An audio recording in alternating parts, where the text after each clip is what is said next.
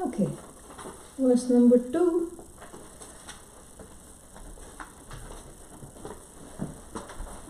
Tomorrow you can catch up. Yeah. If you can't come, you can catch up later. It will be there on that other website.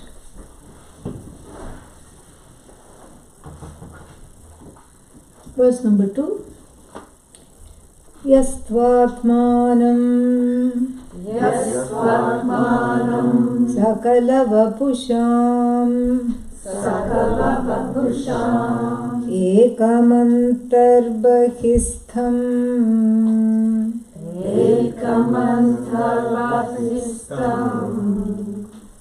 Drishtva Purnam Swamiva Satatam Sarvabhandasthamekam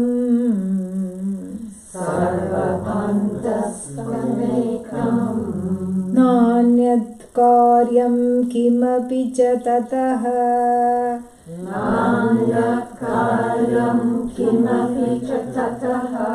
Karanad bhinna rupam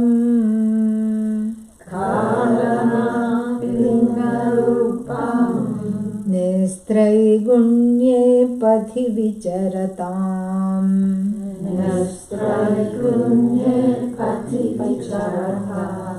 Ko vidhih ko nishedhah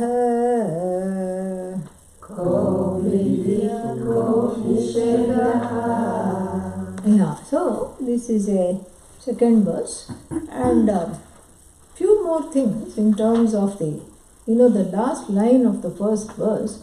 We have to see that there is a what's that? That a little more things about the rules. See, the rules, when how do the rules become some kind of a vice grip from which it is very difficult to come out of, because they are internalized as a part of one's identity. I am a student, so I have to do such. I'm a professor, so I have to be like this. I'm a mother, I'm a father, I'm a man, I'm a woman, and so I have to act in certain ways. And so that is what is very constricting, because there are all these expectations coming from within and expectations coming from without, and the expectations coming from without are again, what is that? Coming from there within, of all the people who are expecting. You see? So this inside outside is just a very big mess, and what happens as a result is that one is in a vice grip, of rules. And most of them, have no basis. And they're all some socialized rules, like, boys should not cry, for example. It's a kind of a thing. And it's interesting because it's there all over the world. It's not just an Indian rule for a boy, or an American rule, or an English rule. It is universal. This is how it's like a gender rule, and that's why all these alternative movements. What they try to do is sort of do this gender bender. Like this is, we are not going to go to these rules. But then unfortunately, even these movements come under the spell of the rules because then they have new rules of how to be, So this whole identity politics is a very interesting thing as far as Vedanta goes. Because, any identity, even sometimes difficult identities, like sometimes one has to deal with the past. So I'm a product of, for example, I saw one joke. What is that? Annual convention of adult children of normal parents. And not alcoholic parents, not divorced parents, not mentally ill parents, not idiotic parents, adult children of normal parents, first annual convention. And so there was this big board and a big hall and a mic and podium with a mic and lots of seats, and there was nobody in the room. So you see, that becomes like an identity. I'm an adult child of normal parents. I'm an adult child of abnormal parents, because what else is there? After normal, it's all just downhill anyway. So all these things that pass, that becomes an identity. And in the beginning, it is needed. I'm a product of some abusive situation, child abuse, verbal abuse, physical abuse, all these, so many. Unfortunately, there are so many, what's that? These kinds of legacies one has to deal with. And in the modern era, the directive is to embrace that identity.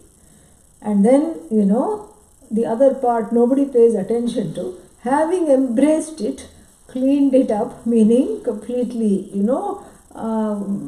reckoned with it, let it go. Claim it, clean it up, let it go. This is what one has to do with any identity. Even the basic one, I am a human being, That is why when that identity, I am a human being, embodied human being goes, that's when the birds start talking to you, and then the Taittiriya Upanishad is born. That's how the rishis, we always wonder how, if you sit under a tree, you just get a dropping. But if the rishi sits under a tree, aham brahmasmi, brahmavida apnoti param, how is this understood?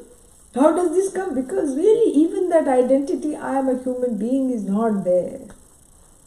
It has been sublated. This is a word that, is a nice thing to use. Sublated means it's as though falsified. It is there for the purposes of, for the person who is going about and for the person who is looking at the person going about. Yes, it's a human being, it's not a donkey walking. Yeah, that much we know. But it is just, it is sublated. There is not a kind of a investment in that identity.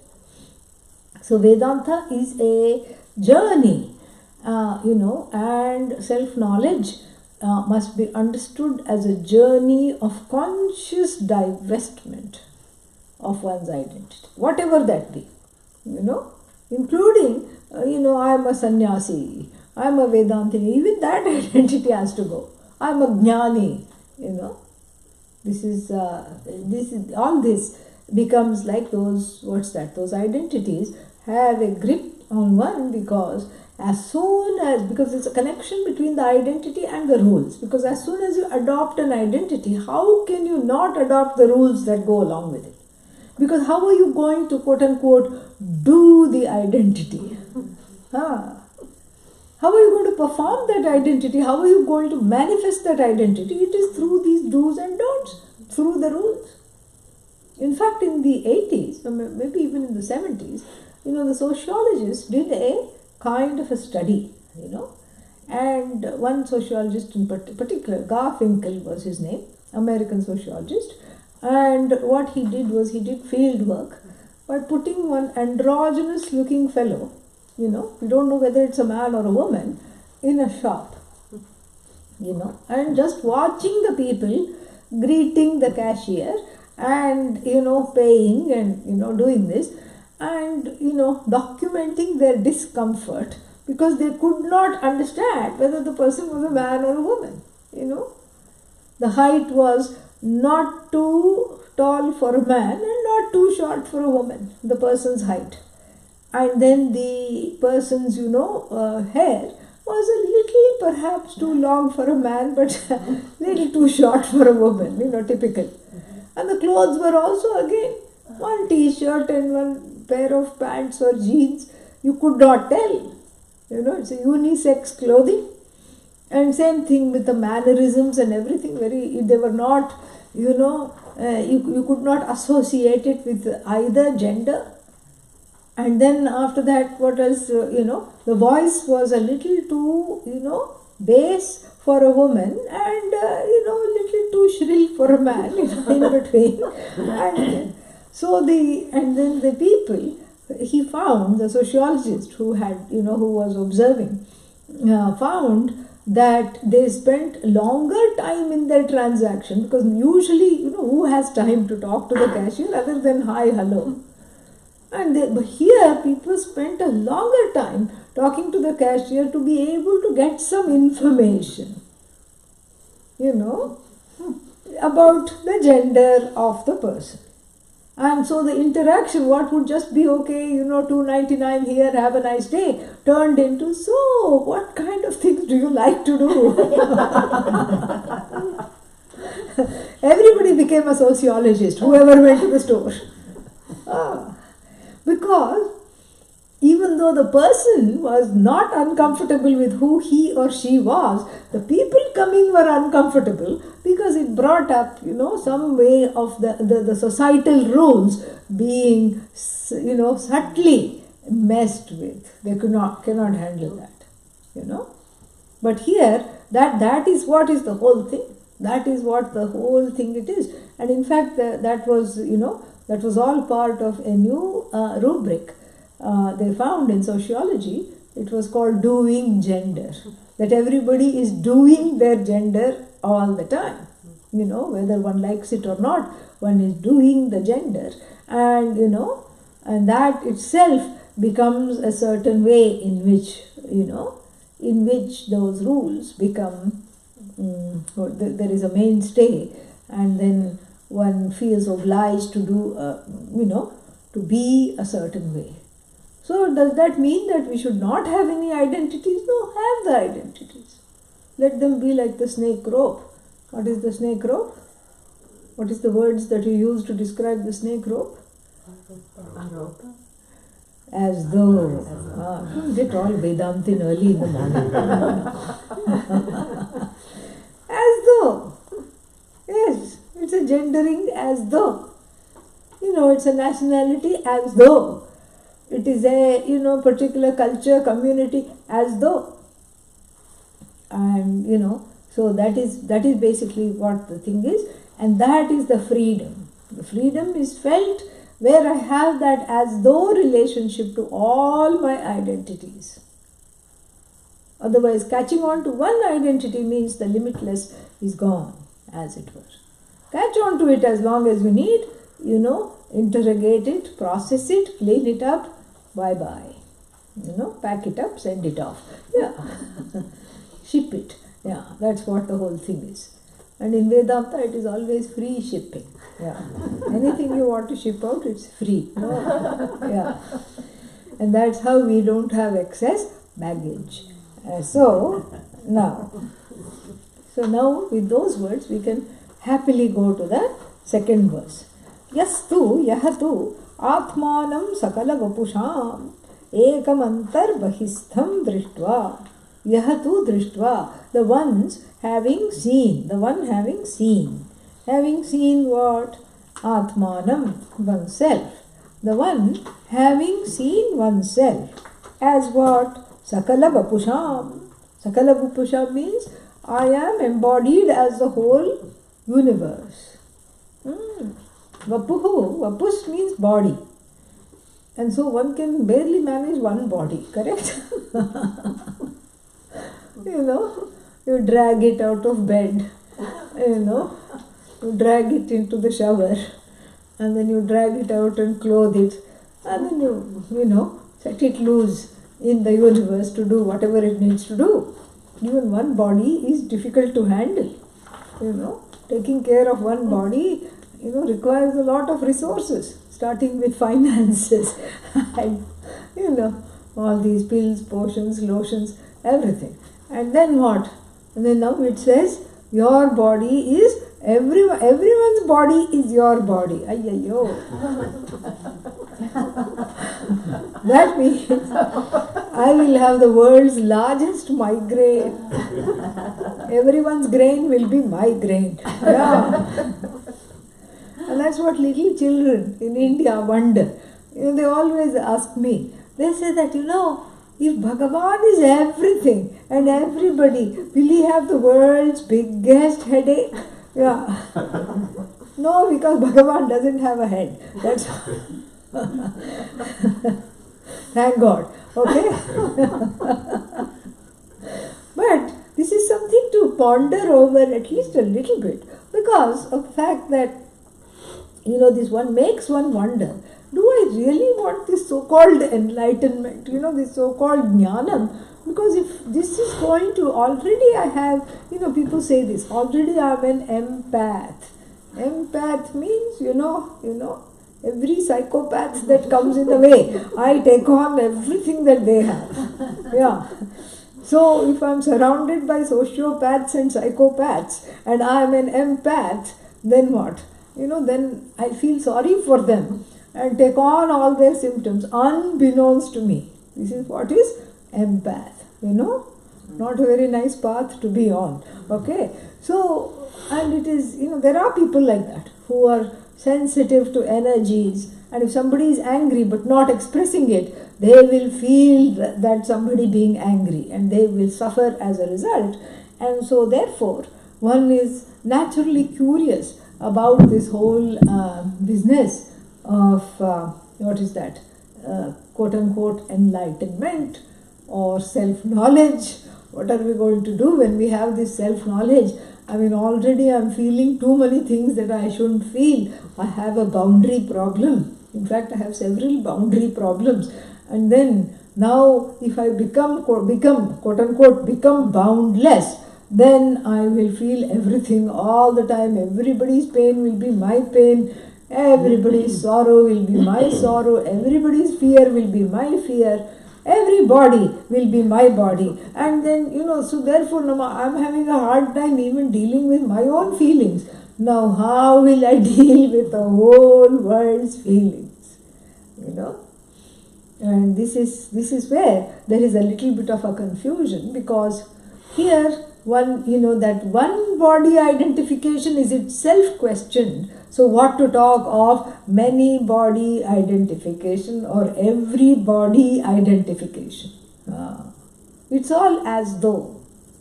And one is, what is that? When that empath means, that feeling that I am picking up other people's pain, and to a certain extent all human beings are empathetic. Some people more so, that's all it is. So the feeling that I'm sensitive to other people's pain, is a very important way in which we relate to one another, in which one can develop compassion, kindness. Otherwise, what is the point? You can't be kind to anybody, But then with the dawning of this knowledge, pun intended, DONNDAWN, with the dawning of this knowledge, what starts to happen is that the mithyatvam of the pain starts to be revealed, one's own and that of others. Mithyatvam means mithyaness. Mithyaness doesn't mean that it is false, that just means that it is dependent on Sat and it doesn't have a leg to stand on, number one. And it is that cannot be classified as either existent or non-existent. It is in between. Therefore, it is causing them trouble. No problem, I can see that. It is causing them trouble. But relief is at hand, even on the relative and especially on the absolute, and also to a certain extent on the relative level. So this is understood with regard to one's own pain and those of others as well. Does that make sense? You want me to repeat that? No? People look doubtful. Yes, yeah, okay. So, see, it's like this. It's like when I'm able to see that my own sources of pain and sorrow cannot trouble me. When I am able to see that. Why? Because of the dawning of the knowledge that all this is as though I am the light and the pain is the shadow. And in fact, the light is the one that's casting the shadow, in whom the shadow resolves, that eats up the shadow, casts the shadow. So therefore, how can the shadow overpower the light, correct? And so if this is understood, then I can do that for the pain of every body that I meet, every mind that I meet, correct? That is what the whole thing is. That is the graduation. So first you graduate from identifying with the pains and sorrows of this one body, mind, sense complex, and then you can abide in all bodies as it were, without needing to feel the pain. As Satchidananda. Does Satchidananda feel any pain? No. No. Yes, thank God. Yeah. Thank God for small mercies. So, identifying as Satchidananda, then the pain is falsified. First your own pain is falsified, then the pain of all the significant people in your life are falsified. Then you meet a random person, their pain is falsified, because you are able to see this. And you can tell them, once you are a jnani, you can tell them, Ma bhaishta, don't be afraid. Asti upaya, there is a remedy. Both on the relative level also that you may be missing, but certainly on the absolute, order, there is a remedy, absolute remedy which will remove this pain absolutely. Shastram patha, study Vedanta. But what if they throw something at my face?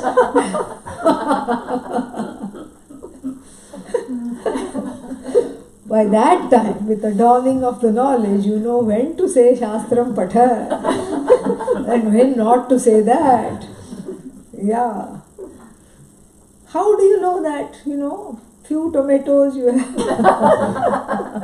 Have you become one with a few tomatoes? Then you know. No, you just know. Without need, because the thing is, when somebody is in so much distress, like the person who comes in from outside, I have talked about this example many times. So the person runs in from outside and says, I have been bitten by a snake. And then the first thing is to say, okay, go outside with the person. First you examine the person for the fang marks. Nowhere on the body is any, snake bite. Then you say, okay, let me see the kind of snake. What has bit you? Because then we can look for the antidote. Correct? So then, you take them outside. Still they are jumping up and down. Snake, snake, snake, eek, bite, bite, bite. Okay. Show me the snake. Where is the snake? Is the snake still here? Yes. Oh my God, it's all right over there on the ground. And what they point to is a nice rope with 3 bends. This is what bit me. Okay? And then if you say, this is just aropa, and this is, this is a good example we have. In fact, this example in Vedanta, you should study this. I'm going to strangle you with that snake. Yeah. That just bit them. Okay. This is not the time to say Vedantam Patha. Study Vedanta, study Shastra. This time what do you have to say? You have to be soothing. And you have to say, don't be afraid. I saw the snake, yes. And I can see that you are very distressed. Here, here is some liniment. And, oh really, is it an antidote? Yes. Just apply it. Wherever you think it has bitten. It has bitten me in many places. Yeah, just apply it. I'll get you some food and water. In that time, just apply it. And then the person calms down. What you've given them is a little placebo, ointment, some, arnica gel or just some little cotton ball dipped in water is enough. Just keep on doing this. And then you feel better. Yeah, much better. Are you sure the poison is gone? Yes, because it's a very powerful ointment. It just lifts the poison off. And then, oh, I feel better. Oh, thank you for the food. Actually, I didn't realize I was really hungry. Yeah, thank you. And then after they have calmed down, you take them outside and say, first you say this is not snake. And then you show them this is rope, correct? Then they are ready to see the whole business of aropa and how their fear of snakes made them mistake this rope for, not only mistake the rope for the snake, that is normal, but then, imagine that it had leapt up and bit them. Correct? So same way, here also, you don't take your own fears and pains too seriously. and you have that inner space between yourself and the pain. That inner space is that spacious, commodious Satchidananda awareness that I am this consciousness. I am this consciousness who is having an experience because I am embodied. So the embodied experience belongs to the body, belongs to the mind, not to me. This has to be repeated each time when one is in distress. And then what happens is that you have that space between your own body, mind, senses and the pain that is being experienced in that particular time frame, and that is extrapolated to other people's pain as well.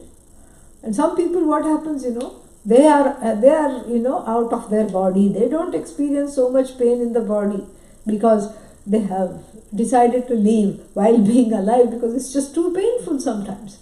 But then they take other people's pains too seriously. But it should be the same. This is Vairagya, on a very subtle form of Vairagya.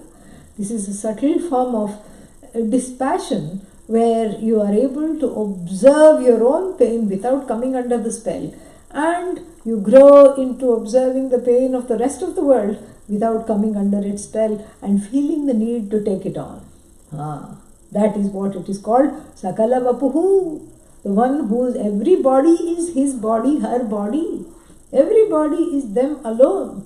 And these people of knowledge who have gained this knowledge to such an extent that they are able to say, I am everything and everybody, at the same time I am nothing and nobody. That is the whole Sakala Vapusham Drishtva. And then what do they see? How do they become one with all bodies? They become one with all bodies because they are able to say the following. Ekam antar bahisthaha. I am one. I am situated within antaha, antastha, situated within bahisthaha. Bahisthaha means situated outside. Right now what is one? One is definitely situated within the body, correct? Yeah.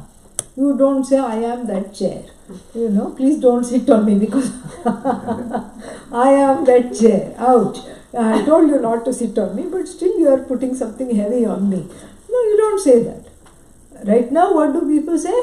I am right now here. I am this body. I am situated, and even the budding Vedantin will say, I am not this body, but I am abiding in this body. That's a good start. It's a very fantastic start. It's a nice way to be introduced to objectivity. I am situated in this body. I am, I am the indweller of this body. This is Deha body. I am Dehin. Dehin means inside the Deha. So in the Deha, situated in the Deha. Then, at the later stages of the dawning of this knowledge, you say, I am as though situated in this body. Stage number 2. This is Vedanta 201. Okay, Vedanta 101, I am indwelling this body. Okay, stage 1. Stage 2, I am as though indwelling this body. Stage 3, final stage, I am as though indwelling all bodies, all minds. And where are you really, situated? No situation at all, no place, no time, nothing. You see how you can just go step by step? And so you don't have to be intimidated by these learned ones who have no rules, no injunctions, no prohibitions. Neither do you have to be envious of them slightly, because one is full of rules and, all these supposed to be doing this and supposed to not be doing this, all these things. And so, Sakala Vapuhu, how does one become Sakala Vapuhu? How does one become all bodies at the same time? Because one has first disidentified with this body, disidentified with all bodies, and then therefore one is as though abiding as that consciousness which is free of time, free of space, free of being any object. One is as though abiding all bodies, sustaining all bodies, unto which consciousness, because one is identifying as that consciousness, free of time, space and form and, name. And so therefore, one is, able to identify as though all bodies are oneself alone, because one is no body, no mind, no senses. Huh? Got it? Say yes. So that is and this inside outside business is the key. How do you go with this inside outside business? The inside means, there is this because one is space bound. Space and time are a very important matrix. And so anything that happens, how do you define inside outside? The largest organ in the body, which is the skin, appears to be the defining factor. Correct? So if you prick me with a pin here, where on the finger, I will say what? Oh, why did you do that? Correct? But if you just, poke the air in between the fingers, I will say, this is not touching me at all. So this concept of me and not me is skin deep. Yeah. Definitely. It's very skin deep, so shallow really. Because if anything, where do you exist? I exist here. Okay, here you exist. What about here? No, that's not me. Me, not me. Me, not me. Me, not me, not me, not me. Me, and then not me. And then me, not me. How arbitrary. So this knowledge of this body identification is, really speaking, extremely skin deep. Very, very, strange. Connected with the sensation of touch. Now, there is one woman. There are two actually, but we'll be talking just about one of them. So in the world, there are two women who don't have the sense of touch. They were not born that way. They had some traumatic experience. One had a brain injury and the other one had a stroke or something like that. And I'm going to be talking about the one that has had a stroke. And then after she recovered all the faculties. She can speak, she can walk, she can, it was a mild stroke. But then it messed with the sense of touch. No sense of touch. And in a way, she's one with everything. Yeah, sledgehammer falls on the foot, she's one with it. And that happened, And she got a terrible injury. And then, she just tracked a lot of blood home. And only then later realized the foot is bleeding copiously and she was feeling really faint. And then, why am I feeling so faint? And then she realized, no sense of touch. And then some, a kettle of hot water she dropped on herself, somebody dropped on her, she got burnt, no sense of touch. So this is, there is, and then they found out one more thing, very interesting. They found out, so this no sense of touch. So she has to be very careful, wear proper shoes all the time, and then, somebody has to be with her so that even the slightest bruises, everything, there is no connection of okay, this body has to be protected. That connection is not there in the head because there is very little or zero sense of touch. That is, that is what they have found. And then, interestingly, they also found that she is much more empathetic in a good way, in a healthy way, towards the whole universe. She's kind of one with everything, She doesn't get angry very easily. And this was all post this no sense of touch experience. Before, she was just like everybody else, every other person in the universe who hasn't studied Vedanta. But now, even without studying Vedanta, she has kind of an amorphous experience. She's much more compassionate, much more empathetic, and not very stressed. So, which shows that there is that this body identification may be the primary cause of stress. Could be. Very interesting. This intense body identification, and so arbitrary it is. It is just where the skin sensation stops. And then if you are very sensitive, maybe you feel some aura or something. I don't, but some people feel. Like if you pet them here, they feel it, 3 inches above the skin. If you go like this, they say, oh, that feels nice. Give me a little more massage, auric massage. I don't feel that. I don't miss it either. So, some people feel that. So all this, is what? It's an eye-opening thing, that even though there is this sense of touch, and the sense of touch is just a sense organ, just like we are able to falsify and sublate and overcome, transcend, whatever word you want to use, all the other sense organs, and you are able to observe them. You're able to observe, yes, I'm seeing this and this is having an effect on me, I'm hearing this. Until I heard this, I was okay. Now I am transformed. Now I am better than okay. So you hear, you see, you're able to have a little bit of space. I am the seer, I am the hearer, I am the, thinker, etc. But you have to have the same space. I am the toucher, feeler, all these things. So the sense organ called the sense of touch, which is taken for granted a lot, we have to be able to learn to objectify it. How to do that? Very unconsciously we touch certain, textures, like cloth. Oh, that's not paint, that is, a weaving.